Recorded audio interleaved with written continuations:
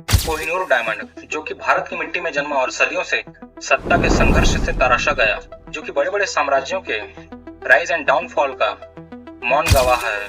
क्योंकि कोहिनूर सिर्फ एक जेमस्टोन ही नहीं, बल्कि ये इतिहास का सबसे डरावना और शापित खजाना माना जाता है। जहाँ कोहिनूर की चमक इतनी तेज है, वहीं उसके पास हुई हत्याएं और उसके दर्दनाक किस्से उतने ही गहरे हैं।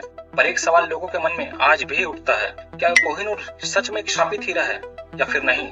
और आज के टाइम पर कोहिनूर आखिर किसके पास है? तो हमारी आज की इस वीडियो में जानेंगे कोहिनूर हीरे के बारे में। तो चलिए शुरू से शुरू करते हैं। बात करते हैं 13वीं शताब्दी की, जब कोहिनूर हीरा आंध्र प्रदेश के गुंटूर जिले के गोलकुंडा के खदानों में पाया गया था। पर पहली बार इसे किसने देखा या पहली बार इसे किसने छुआ, इस बारे में कोई ठोस प्रमाण तो नहीं है।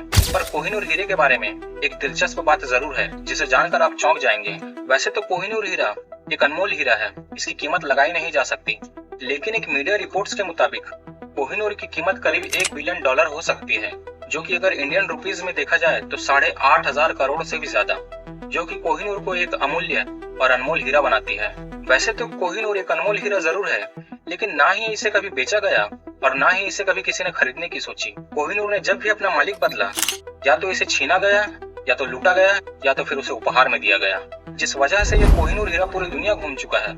और इस हीरे की दुनिया घूमने की वजह से इनके मालिकों ने अपनी जानें गंवाई हैं। कहते हैं जब यह हीरा खदान से निकाला गया था, तब ये 793 कैरेट का था और इस कोहिनूर हीरे को समुद्रमणि, गिरिबाला और सूर्य का पुत्र जैसे नामों से जाना जाता था।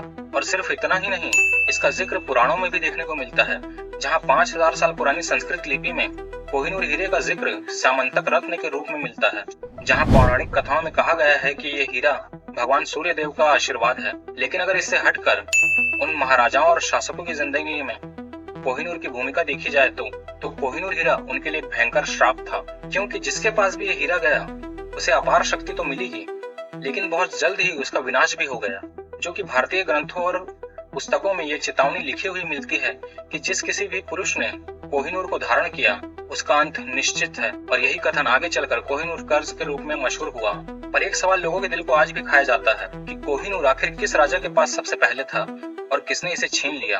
तो आपकी जानकारी के लिए बता दूं कि कोहिनूर को खदान से निकालने के बाद इसके सबसे पहले मालिक काकतीय राजवंश थे, जिन्होंने वारंगल में इस हीरे को अपनी कुल देवी मां भद्रकाली की बाईं आंख में लगाया था।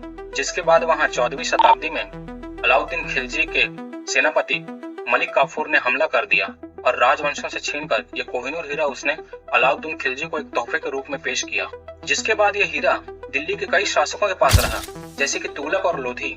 जिसके बाद पानीपत की पहली लड़ाई 1526 के बाद बाबर ने दिल्ली सल्तनत को हराकर कोहिनूर हीरे को अपने कब्जे में ले लिया, जिसका उल्लेख बाबरनामा में देखने को मिलता है, जहां मुगलों के कब्जे में कोहिनूर हीरे को प्रसिद्ध मयूर सिंहासन में जड़ा गया था, जो कि धीरे धीरे वहां मुगल उत्तराधिकारियों के पास ही सुरक्षित रहा।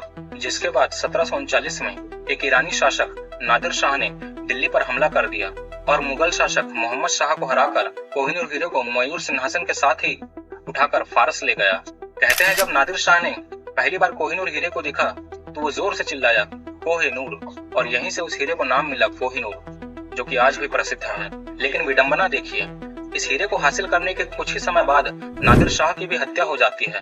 जिसके बाद यह हीरा उनके उत्तराधिकारी शाहरुख मिर्जा और उसके बाद अफगानी शासक अहमद शाह अब्दाली के पास गए। जिसके बाद हर जगह ये बात फैलने लगी कि कोहिनूर एक अभिशापित हीरा है, क्योंकि कोहिनूर हीरा जहाँ भी गया उसने वहाँ के साम्राज्य की ताकत तो बढ़ाई, पर उतनी तेजी से ही वहाँ विश्वासघात, जालसाज, हत्याएं और हिंसा भी बढ़ने लगी थी।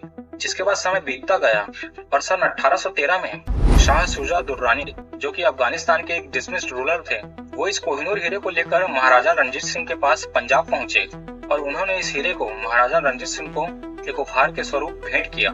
जिसके बाद पंजाब और भी शक्तिशाली साम्राज्य बना। लेकिन कोहिनूर के श्राप ने वहां भी अपना कमाल दिखाना शुरू कर दिया था, जैसे कि महाराजा रणजीत सिंह की अचानक मृत्यु हो जाती है और कुछ समय बाद उनके उत्तराधिकारियों की भी हत्या हो जाती है और उनके साम्राज्य का तेजी से विघटन होने लगता है। इसके बाद सन 1849 में अंग्रेजों ने पंजाब पर हमला कर दिया और लाहौर संधि के तहत महाराजा रणजीत सिंह के 10 वर्षीय उत्तराधिकारी दलीप सिंह से ये कोहिनूर हीरा जबरन छीन लिया गया और ब्रिटिश ईस्ट इंडिया कंपनी ने इसे इंग्लैंड भेज दिया।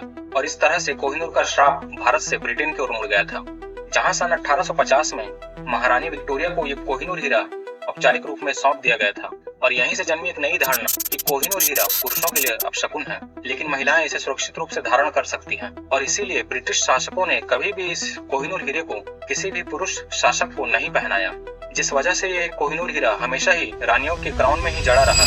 लेकिन ऐसा करने से क्या कोहिनूर का श्राप खत्म हो गया था, या फिर शायद नहीं, क्योंकि क्वीन विक्टोरिया ने इस हीरे को तो सुरक्षित रखा, लेकिन उनके शासनकाल में कभी आयरलैंड विद्रोह हुआ तो कभी सन 1857 का विद्रोह, जिसके बाद ब्रिटिश सत्ता में कई क्रांतियां लगातार बढ़ती गईं। लेकिन कई इतिहासकार इसे सिर्फ एक संयोग मानते हैं। लेकिन लोक कथाओं में यह कहा जाता है कि कोहिनूर जहां भी गया वहां शांति साथ नहीं जाती। क्वीन विक्टोरिया के बाद यह हीरा सन 1902 में क्वीन अलेक्जेंड्रा के क्राउन में सेट किया गया और उसके बाद सन 1911 में यह हीरा क्वीन मैरी को दिया गया और फिर उसके बाद सन 1937 में ये कोहिनूर हीरा क्वीन एलिजाबेथ को दिया गया, जिन्हें द क्वीन मदर भी कहा जाता था। जिसके बाद सन 2002 में क्वीन मदर की डेथ हो जाती है और फिर उसके बाद ये क्राउन लंदन के टावर ऑफ लंदन में एक पब्लिक डिस्प्ले में रखा गया है और आज तक ये डायमंड ऑफिशियली रूप से वहाँ की ब्रिटिश रॉयल फैमिली के पास ही है।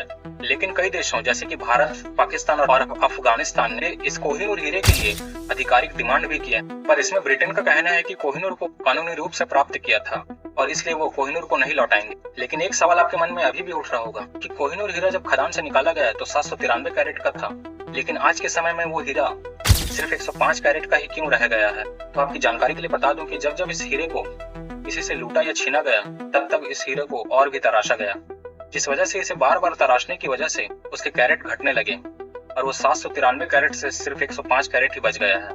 वैसे आपका कोहिनूर के बारे में क्या ख्याल है? क्या कोहिनूर सच में शापित है जिसने कई युद्ध और हत्याएं करवा दी और हमेशा सत्ता परिवर्तन का कारण बना, या फिर जो भी हुआ सिर्फ एक संयोग था? तो आज की हमारी वीडियो में बस इतना ही। आई होप आपको वीडियो पसंद आई होगी। अगर वीडियो अच्छी लगी तो लाइक और सब्सक्राइब जरूर कर दीजिएगा। मिलते हैं हमारी नेक्स्ट वीडियो में। धन्यवाद।